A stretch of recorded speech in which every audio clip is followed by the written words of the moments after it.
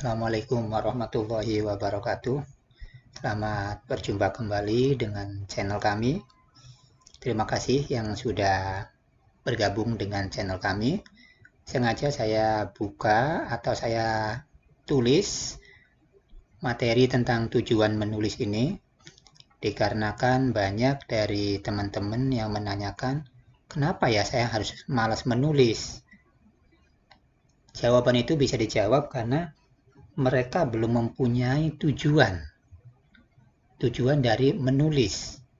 Nah, ketika seseorang sudah mulai mengerti tujuan dari menulis, maka dia akan tergerak untuk menulis. Untuk itu marilah kita simak tujuan dari menulis itu sendiri. Namun mohon dibantu sebelumnya klik dulu like, subscribe, dan komentar. Atau sekiranya penting atau ilmu ini penting, silakan di-share. Nah, tujuan dari menulis yang pertama adalah tujuan ideologis. Di mana orang menulis sebuah buku, itu tujuannya untuk mengungkapkan keyakinan dirinya. Bahwa inilah menurut kami yang benar. Inilah menurut kami yang harus dilaksanakan. Sehingga dengan ini ideologis atau ide-ide dia akan dibaca oleh orang banyak. Inilah yang disebut dengan tujuan ideologis. Ada juga tujuan akademis. Ini yang paling banyak dilakukan oleh orang-orang, khususnya para pelajar, para kaum akademis, guru, dosen, dan sebagainya. Mahasiswa biasanya dipaksa untuk menulis laporan, skripsi, dalam tingkat S2 menggunakan tesis, dalam tingkat doktoral menggunakan disertasi, atau bagi para guru yang ingin menaikkan pangkat atau golongannya, biasanya menulis PTK ataupun PTS. Hanya perlu diketahui di sini, untuk tujuan akademis, ini syarat sekali dengan aturan-aturan yang harus diikuti. Dan ini sudah merupakan harga mati. Titik, koma, dan seterusnya harus sesuai dengan aturan. Karena tujuan akademis merupakan karya ilmiah murni. Yang selanjutnya, orang menulis itu mempunyai tujuan ekonomis. Nah, biasanya orang ketika ingin menulis untuk mendapatkan ekonomis, ini gagal di perjalanan. Maka menurut guru saya, ketika ingin menulis itu kita arahkan sebagai amal kita, sedekah kita, maka kita enak lillahi ta'ala. Adapun ekonomisnya atau hasil keuntungannya nanti akan mengiringi tulisan kita apabila tulisan kita sudah terbit, sudah diterima masyarakat pun akan mengenalnya. Dalam tujuan ekonomis ini biasanya terbagi menjadi dua kalau memang orang itu tersebut tulisannya sudah benar-benar go public atau sudah mulai diterbitkan. Yang pertama adalah penjualan langsung atau self-publishing. Kita menerbitkan di penerbit indie, kita jual sendiri ke toko-toko atau ke teman dan seterusnya, maka kita akan mendapatkan penjualan langsung atau keuntungan dari penjualan langsung. Atau kita juga akan mendapatkan sebuah royalti dari tulisan kita. Apabila kita menerbitkannya di penerbit mayor, ya, kita akan mendapatkan royalti. Apakah 20%, 10%, terserah kesepakatan kita dengan penerbit tersebut di awal perjanjiannya. Nah, yang selanjutnya adalah tujuan psikologis. Apa itu tujuan psikologis? Ungkapan kejiwaan. Banyak orang menjadi penulis di media sosial. Biasanya ditulis pada gadget kita. Pagi-pagi di statusnya tulis pusing. Itu merupakan sebuah ungkapan kita lagi menulis. Ada yang mengatakan semoga hari ini saya bahagia dan akan mendapatkan sesuatu yang bla bla bla. Itu merupakan tujuan menulis.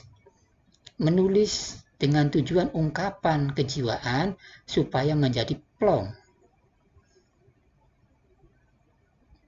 Nah, dalam penelitian, ketika ada orang menulis di medsos tentang ungkapan-ungkapannya, itu mempunyai dua tujuan. Yang pertama adalah ungkapan perasaan yang sedang melanda jiwanya, baik lagi sedih, riang, gembira, dan lain-lain dituangkan dalam Facebook atau mungkin WA dan sebagainya. Saya senang hari ini karena hari ini saya mendapatkan keuntungan yang berlipat ganda. Saya bahagia karena orang yang sangat impikan datang di dalam mimpiku dan sebagainya. Itu biasanya diungkapkan seperti itu. Ketika sudah diungkapkan seperti itu, yang kedua kalinya adalah mereka akan puas ketika tulisan kita akan mendapatkan like, ketika tulisan kita akan dikomentari, ketika kita tulisannya akan dibalas oleh seseorang, maka akan terjawablah psikologis kita. Yang selanjutnya adalah tujuan politis. Pasti karena ini sebuah tujuan politis, adalah tujuan banyak lagi politis praktis ya, politik praktis. Ini jelasnya harus ditulis oleh ahli-ahli politik. Karena tujuannya apa? Untuk mempengaruhi orang lain mengikuti apa-apa yang ia atau ideologinya gitu atau golongannya. Karena menulis politik yang bertujuan politik ini biasanya bersifat sementara. Lagi rame-ramenya ini bahasa yang paling jelek adalah pencoblosan. Harus memilih ini karena ini seperti ini. Partai A adalah begini, begini, begini, dan seterusnya. Namun setelah selesai pelaksanaan, maka tulisan itu akan tenggelam lagi. Ya, sifatnya hanya sementara. Kemudian tujuan pedagogis. Belajar nih ya. Dalam tujuan pedagogis ini ada kemiripan antara pedagogis dan ideologis. Keduanya sama-sama pembelajaran, hanya saja bila ideologis itu bersifat memaksa idenya sendiri dipromosikan. Sedangkan kalau pedagogis menawarkan sebuah ide dari hasil riset, pengalaman, ataupun kumpulan-kumpulan ide. Yang selanjutnya ada tujuan medis. Sesuai namanya adalah medis atau kedokteran atau kesehatan.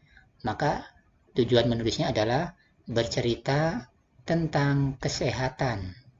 Bagaimana menangani COVID-19 ini, bagaimana pencegahannya, bagaimana supaya badan kita tetap sehat. Inilah orang yang menulis dengan tujuan medis. Yang selanjutnya adalah tujuan pragmatis atau tujuan praktis. Tujuan praktis bergandengan dengan tujuan akademis.